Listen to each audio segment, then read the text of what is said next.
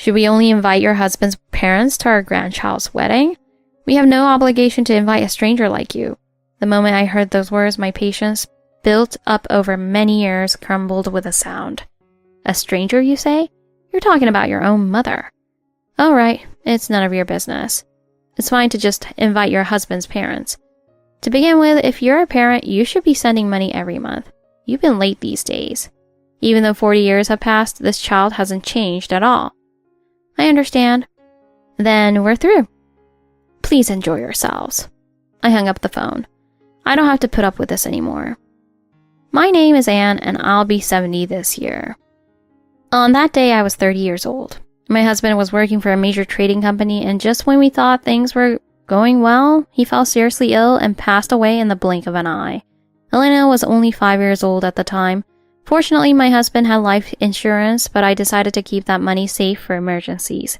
At first, I started working part-time at a nearby supermarket. I would wake up at 5 a.m., make a lunchbox, drop Elena off at daycare, and then go to work. I worked until the evening, and with a tired body, I would pick up Elena from daycare. After returning home, there was still laundry, cleaning, and preparing dinner to do. I had no time to rest. Nevertheless, every time I saw Elena's smile, I felt motivated to keep going. Eventually, living on just the supermarket income became difficult, so I started looking for another job. I started working at a bar at night as well. During that time, my younger sister, who lived nearby, would take care of Elena. When Elena started elementary school, she had grown into a responsible child. "Mom, do your best at work." With those words, she would enter my sister's house. Her figure walking away warmed my heart. Around the time I was feeling the limits of holding multiple jobs, a friend approached me with an offer to become a life insurance agent. Having experienced the importance of life insurance firsthand, I made the decision immediately. I studied hard for the training, obtained my license, and gradually built up my track record. The first sales job was not easy, but I swore to myself that it was for Elena's future. One day, when Elena entered junior high school, she said something to me. "Hey Mom, all my friends have new clothes and bags. I'm the only one who wears hand-me-downs from your friends or things bought from the recycle shop. It's weird." Looking at Elena's dissatisfied face, I felt a little shaken. "Dad's insurance money is a lot, right? My friend told me. They said you get tens of millions of dollars in insurance money." Her words shocked me. "That insurance money is being saved for your future. You just don't want to spend money on me, do you? You're stingy." Leaving those harsh words, Elena ran into her room. From that day on, Elena gradually started to change. My salary increased, and I had a little more leeway, so I decided to grant Elena's wishes from time to time. "Mom, can I really buy new clothes?" "Yes, you can. I'm sorry for only giving you hand-me-downs until now. From now on, I'll buy you new clothes occasionally." On paydays or when I received a bonus, I would indulge a little and buy new clothes that I hadn't been able to buy before. Elena also started asking to eat out, and on days after I worked late, I would take her out. But that kindness backfired. Elena's demands escalated day by day. She wanted something new for every school event, and wouldn't be satisfied until her sports equipment was better than others. Elena joined the volleyball club, and about 2 months later, she came home with an unhappy look. "I hate these shoes already. Everyone else has famous brands, but I'm the only one with no brand shoes. It's embarrassing." I tried to persuade her that the shoes were still new and usable, but it was useless, and in the end I had to buy her new famous brand shoes. Before a trip, she suddenly said something like this. "Everyone has a digital camera, but I'm the only one with a film camera. It's so uncool." I tried to explain that it was a memento from her grandmother, but she wouldn't listen. In high school, she became obsessed with even the brand of her uniform. One day during shopping, Elena picked up an expensive skirt. "I want to change to this. I can't wear the cheap school-designated one. I'm the only one who doesn't change my skirt after school." Every time she went out with her friends, she would talk about the differences between our lives and theirs. Her grades gradually started to decline. Her sense of money became numb, and she grew up not knowing how to resist the things she wanted. "Elena, money runs out when you spend it. If this continues, we won't be able to make ends meet." When I talked to her like that, "You're so annoying. You're just using Dad's insurance money for yourself, aren't you?"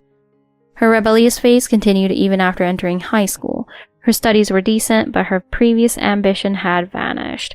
However, perhaps she started to feel anxious because in her second year of high school, she expressed her desire to attend a prep school. I want to go to a famous private university too. Everyone is going to a prep school, but it is strange that I'm the only one who is not. If you take classes properly at school, it is too late to make up for the delay. I can still make it if I take an advanced course with individual instruction. In the end, we decided to let her attend individual tutoring sessions, which cost $1,000 per month. However, she couldn't keep up with the rigorous demands of the result-oriented prep school teachers, and Elena frequently started skipping classes. I'm not feeling well today, but there's a makeup class, so it's okay. The makeup class fees were also added, and the monthly expenses exceeded $1,500. However, she failed to get into her first choice university and had to retake the entrance exam the following year. I want to go to a famous prep school. I heard that I will definitely pass if I go there. The tuition for 1 year was $20,000. Naturally, I hesitated, but Elena pleaded with me in tears. My life will be ruined because my mom won't let me go. Don't you have Dad's insurance money? Eventually, I gave in to her wish as well. And the following year, she finally passed the entrance exam for her desired school. I hoped that Elena would settle down now, but 2 months after enrollment, Elena came home in tears. I think I'm pregnant. The father was a 22-year-old man. After graduating from high school, he was working in sales for a small food manufacturer. I hadn't noticed, but after Elena was relieved from her exams, she had been staying at the man's house frequently. I'm going to get married, so I dropped out of school. Please give me money for moving furniture and our honeymoon. Wait a minute. You're still young. Think about it a little more. It's already happened, so there's nothing to think about. I have to get married and give birth. You've been saving the insurance money, right? Use it for me this time. The expensive private university ended up being dropped out of after just 2 months. In the end, I didn't touch the insurance money my husband left behind. I managed to make do by dipping into my savings. Nevertheless, my wish for Elena's happiness was genuine. I thought that living without a father must have been lonely for her. It's a good thing that 2 more family members will be added all at once. I hope that this would give Elena a sense of responsibility as a wife and mother, and that it would change her for the better. Unfortunately, the troubles continued even after the marriage. Less than a week after the wedding, I received a call from Elena. Mom, we're short on living expenses. Todd's salary is only enough to cover rent and utilities. This is how the monthly allowance of $500 began. Because she was pregnant, I would always bring a care package of food at the end of the month. I hoped that the realization of becoming a mother would change her, even if only a little. However, even after my grandchild, Mike, was born, Elena didn't change. Raising a child is more expensive than I imagined. Increased my monthly allowance to $1,000. Diapers, formula, clothes, and toys, the list of expenses kept growing. But when I visited their home, I noticed new luxury brand bags and new appliances. I knew that the money I gave them for childcare was being spent on Elena's indulgences. I need to think about Mike's future too. I'm a mother, so I need to take care of my appearance. It costs money to keep up with the other mothers. Then maybe Elena should also work part-time. Do you know how lonely I felt? When I came home, my mother wasn't there. I spent my elementary school days feeling lonely.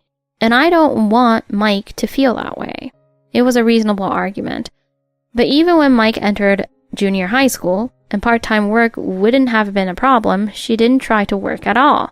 I used to hand over the allowance in person, but there was a time when I was late because I was busy with work.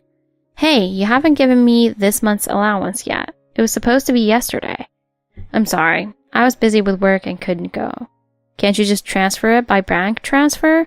I'm not always free and at home all the time. Her words made me a little happy. Did Elena finally start working? But my joy was short-lived. I'm busy socializing with other moms. If I neglect that, Mike will be isolated. This back and forth continued for 15 years, and I became a mere money dispensing machine. Around that time, my mother, back home, fell ill. My sister was busy with work, so I decided to take care of our mother using the caregiver leave system 1 day a week. My mother was elderly, and when she fell, she had suffered a slight brain injury, which wouldn't get better. A year later, she was certified as needing level 2 care, and I decided to return to my parents' home to take care of her. I'll be taking care of my mother at my parents' house for a while, so I'll be away from home. That's good timing. Mike is in high school now, right? We were just talking about wanting to live in a detached house. What do you mean by a detached house? Your house will be empty, right? We'll live there. It's close to Mike's high school, so it's perfect. My vision went dark. That's not going to work. It's my house. What are you talking about? We're a family, so we'll live there. It's the best option for Mike's future, too. And we've been sending you money all this time. It would help us out a lot if we could save on rent. But it's fine.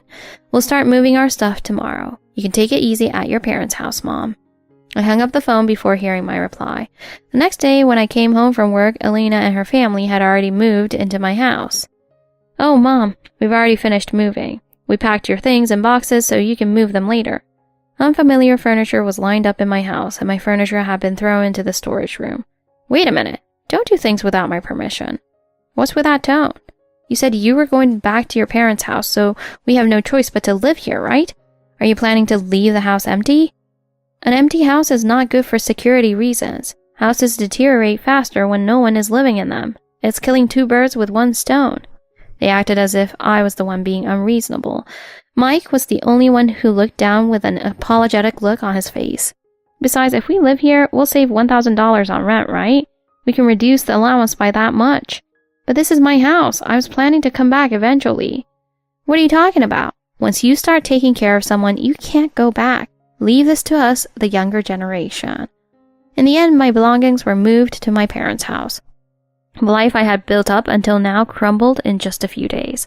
However, the promised rent amount was not deducted from the allowance. Instead, the demands increased. High school students cost a lot of money. Also, this house needs some remodeling. Because you neglected it, we have to spend extra money. The gas and electricity bills have gone up too. Despite taking over my house, they used various reasons to prevent the monthly allowance from being reduced.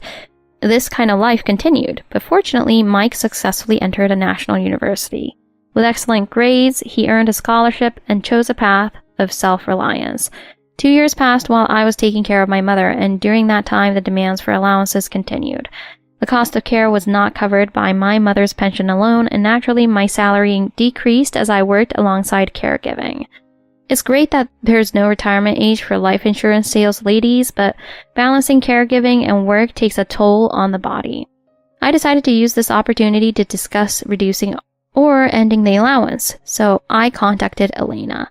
Oh, that's perfect timing. Mike found a job. It's a major IT company. The starting salary is pretty good, but it's not enough to rent an apartment. Mike had graduated from a national university and secured a job offer with his excellent grades. So I need you to increase the allowance. I'm sorry, but I'm also balancing caregiving and work right now, so I don't have any extra money. In fact, I was thinking of reducing the allowance. You're saying that because you think I don't know anything, right? You have Grandma's pension too. Elena, who had never worked, seemed to lack imagination in various areas. She didn't understand how much money is needed for caregiving and how much money it takes just to live normally. I understand. Then I'll send the increased amount directly to Mike. Wait a minute.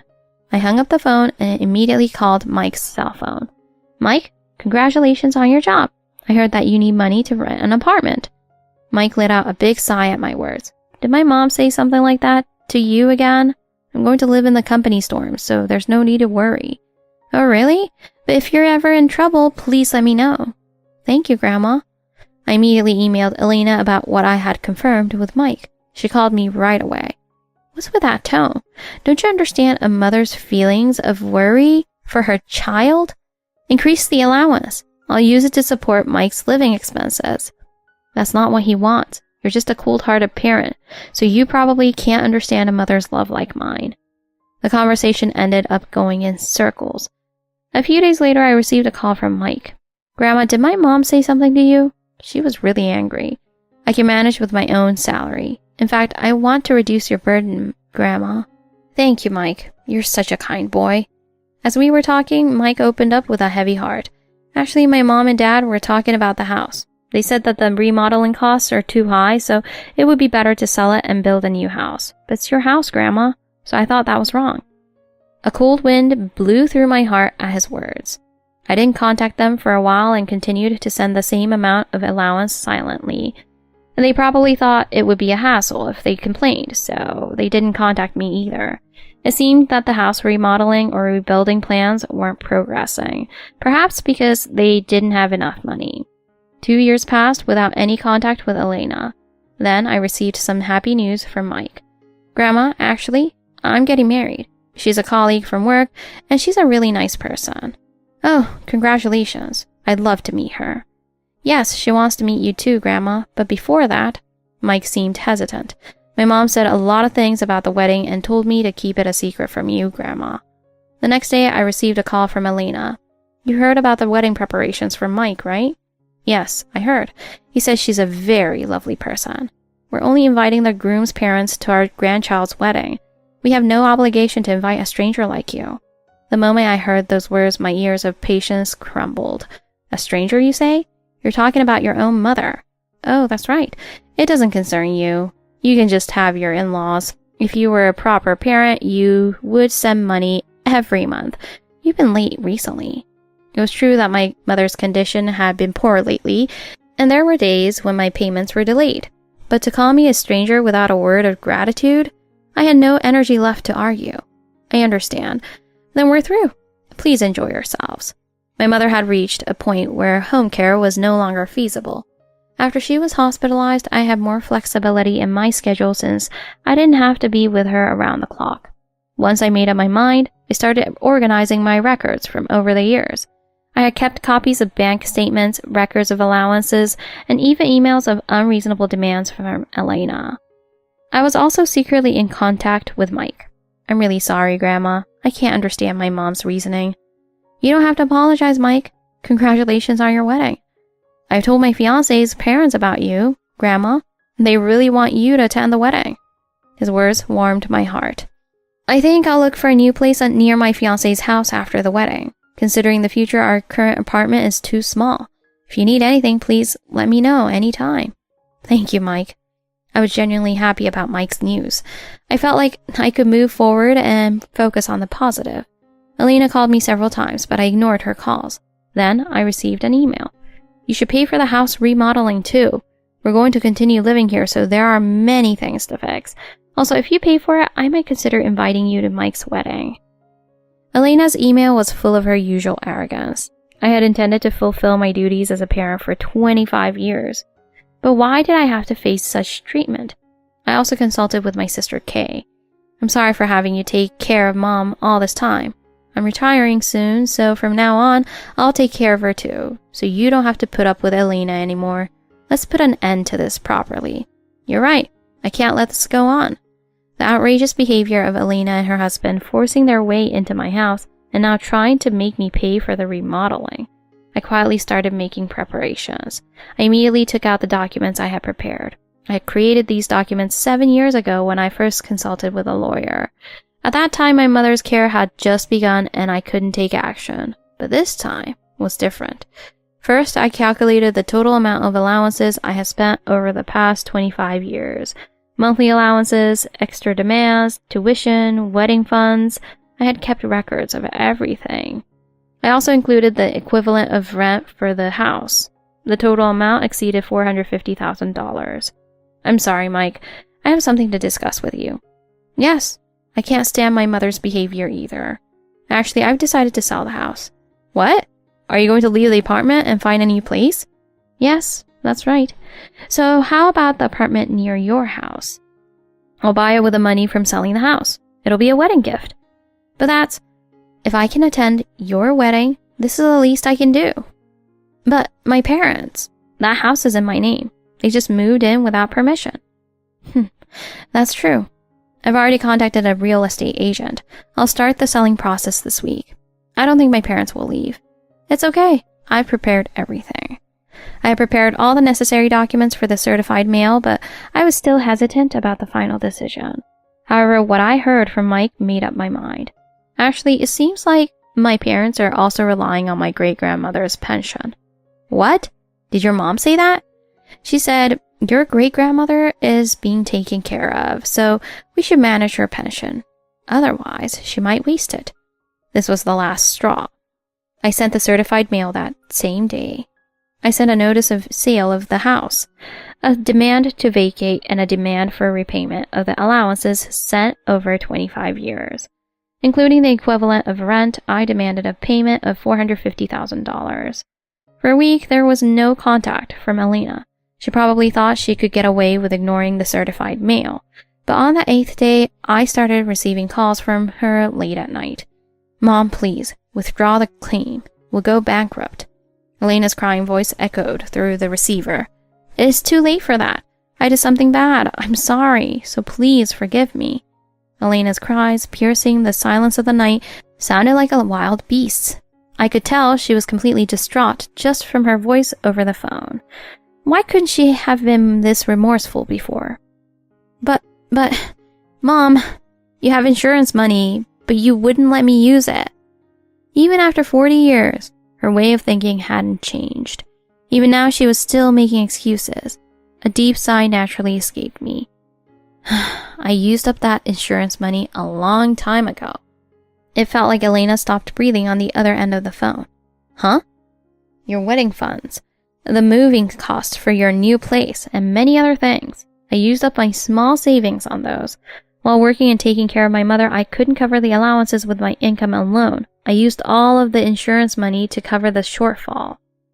Elena's voice started to tremble. It was as if the truth she had believed in for so long was crumbling. "A lie? Then why didn't you tell me sooner?" "I should have told you. I should have asked you to work or to reduce the expenses, but you never listened to me, not even once." The fatigue from over the years came rushing in. I didn't want to repeat this conversation ever again. This should be the last time. "But how are we supposed to—" "It's too late to apologize now. The house sale process has already begun, and I have no intention of withdrawing the demand for repayment of the allowances."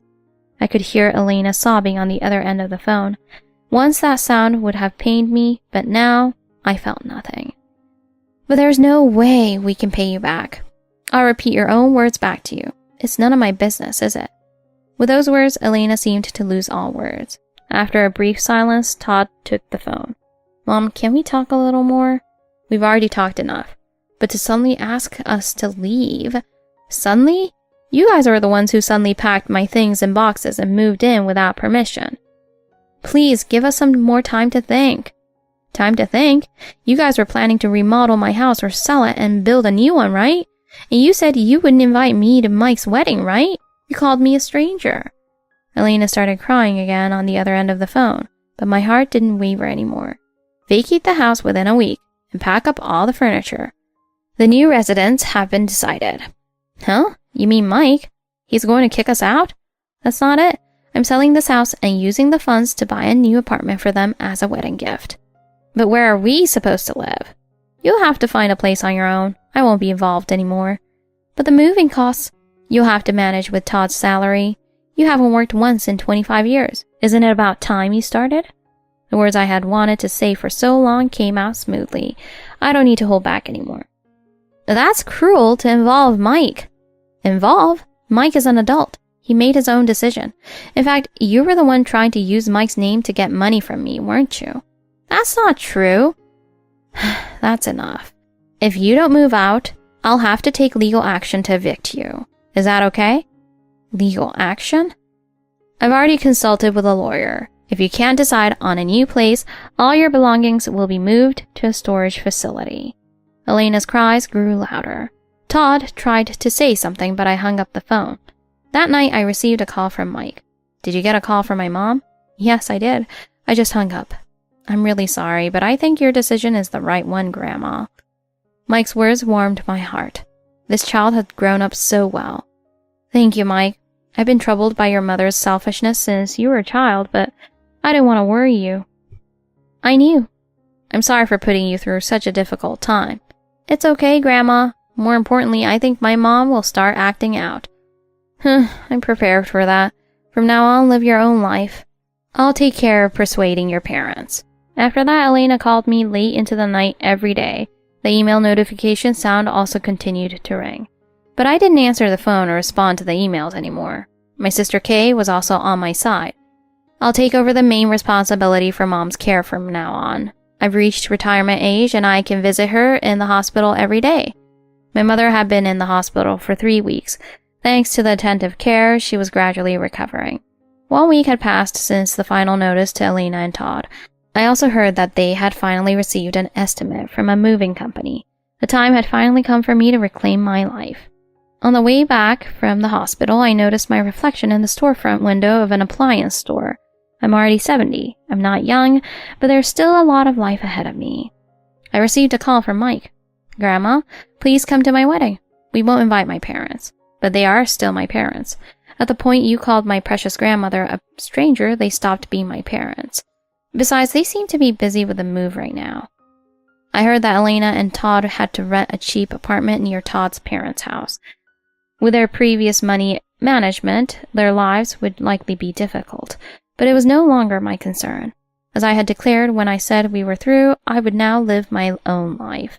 Mike's fiancée was studying to become a tax accountant. She asked me for advice. I have a financial planner's license. I thought I could use my experience as a life insurance salesperson to mentor the next generation. I decided to leave my mother's care to Kay and explore a new path for myself. A new beginning at 70. I thought that life is truly interesting. The next day I received a call from the real estate agent. The house sale was proceeding smoothly and it seemed like we could sign the contract next week. The sale proceeds would be enough to cover the down payment for Mike and his wife's new apartment. Kay also brought good news. Mom's condition has improved a little. It seems like she can start a rehab soon. That's great. Now I can move forward. I'll support Mike and his wife, the younger generation, while also carving out my own path. The calls and emails from Elena continued, but I didn't look back anymore. The lawyer informed me that the repayment for the 25 years' worth of allowances would be made in monthly installments. Now everything would be settled cleanly. Thank you, Grandma. Thank you for your help, Mike. Please be happy from now on. My grandchild's words warmed my heart. The door to a new life was about to open. 3 months had passed. My mother had recovered well and was transferred to a rehabilitation hospital. I moved to a place near my mother's hospital and Mike's new home. I will take care of Mom today. Why don't you rest? Thank you, but I'll go too. Mom has been getting better recently. My mother's condition has stabilized and thanks to the rehabilitation, her expression had brightened. Before I was anxious about taking care of my mother, but now it has become a fun time to spend with Kay. We would chat during our visits and have lunch while spreading out the food we brought. What was once a burden had now become a precious time to deepen the bond between sisters. That day too, while Kay and I were talking in the hospital room while eating our lunch, Mike came to visit. Grandma, it seems like the payments from my parents are coming in regularly. Yes, they're being transferred every month. Elena has started working as a cashier at a supermarket, and at night, she worked at a convenience store. It seemed like they were living in a cheap apartment near Todd's parents' house, diligently working to make the payments. Elena has changed too, hasn't she? Yes, it seems like she's finally learned to face society. The wedding was a warm and refreshing affair, partly due to the absence of Elena and her husband. After the wedding, Mike often came to visit me during his breaks from work. Grandma, could you come to our place at least once a week? It seems like there are some clients who want to hear about inheritance, tax measures, and insurance utilization for tax purposes. Oh, with pleasure. I'd be happy to put my experience to good use. I also hold free insurance consultation sessions once a month, utilizing the knowledge I've accumulated over the years. I want as many people as possible to understand the importance of life insurance. Grandma, you're really thoughtful, aren't you? This time, we will return the favor. Seeing you both happy is my greatest happiness. When you have children, I want to teach them about your kindness, Grandma. Oh, you're already thinking about children? Yes, I want them to grow up to be strong and kind, just like you, Grandma. It was a Saturday afternoon, and the spring sunshine was streaming into the hospital room. The small bouquet of flowers displayed near the window swayed gently. Why don't we go to Hot Spring next weekend, just the two of us? Mom's condition has stabilized. That sounds nice. It's been a while since we've had a sister's outing. Before that, let's do some gardening this weekend. Good idea. Let's plant some beautiful flowers in hopes of Mom's discharge. I'll help too. My wife will join us. Let's all enjoy our day off together. This is how my new days pass by, peacefully yet filled with a tangible sense of happiness. I'm over 70 and it's a fresh start. Compared to before, my days are calmer, but they are filled with a sense of fulfillment. You seem more lively now too. Yes, I never imagined I could spend my days so peacefully like this. The spring breeze blew gently. Outside the window, cherry blossoms had begun to bloom, heralding the arrival of a new season. I'm sure that my life from now on will be even more wonderful. The scenery visible from my mother's hospital room window becomes more vivid day by day. My life too was entering a new phase, like a budding tree. Kay often talks about her memories of our parents. You did so well, sis. After Dad passed away, I got married right away and left everything to you. You had your own life too. But now it's finally time for me to repay the favor. I've reached retirement age, and from now on, I'll support your life. In my mother's hospital room, our conversation as sisters never ends. Mike sometimes comes by with snacks. I'm glad I could see you today, Great-Grandma. My wife has successfully obtained her tax accountant license and is gradually gaining experience at a tax accountant's office. Oh, she's doing great. The next generation is really reliable. The spring afternoons flow by peacefully. The seasons to come are bound to be unlike anything I've ever experienced before. Mike and his wife are building a new life. I'm connecting with society through monthly insurance consultations. Kay spends every day in my mother's hospital room. My wife is likely to have some time off next week, so I'll come by again. I'll be looking forward to it. Let's do our best starting tomorrow too. This is how our peaceful days continue, spending time with loved ones by my mother's side. Outside the window, cherry blossom petals dance, quietly announcing the arrival of a new season. My life is still going on. It was a happy spring afternoon when I could truly believe that.